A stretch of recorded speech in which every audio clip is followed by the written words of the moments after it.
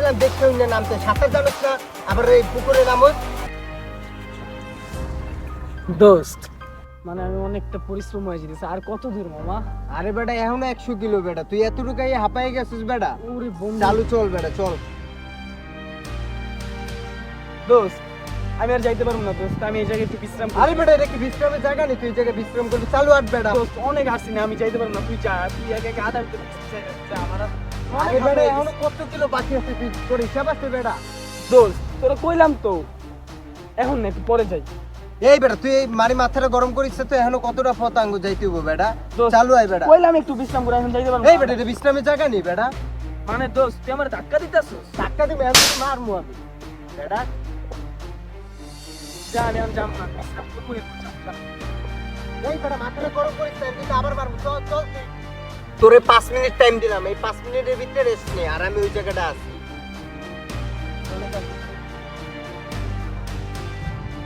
আজকে আমার খুব কাছের বন্ধুটা আমাকে একটা থাপ্পড় মেরেছে। এই তোর 5 মিনিট হইছে, এখন চল। কি রে এটা কি লেহস? ও মারছি হেডিও লেখা রাহস। কত না করে চল।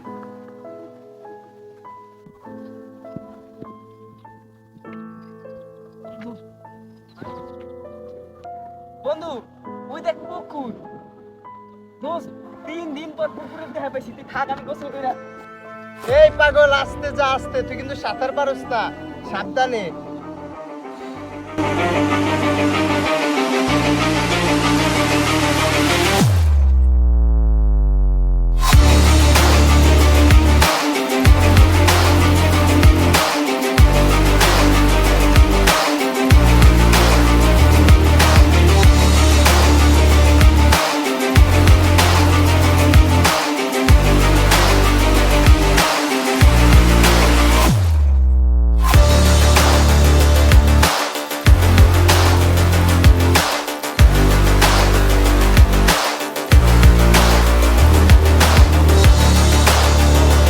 তোর আমি বারবার কইছিলাম দেখতে হইনা নামতে, সাঁতার জানোস না, আবার এই পুকুরে নামোস।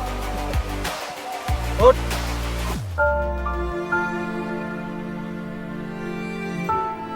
আজকে আমার বন্ধু আমাকে বিপদ থেকে উদ্ধার করছে। কি রে এন্ড আবার কি লেহস? কি করস তুই এই জায়গায়?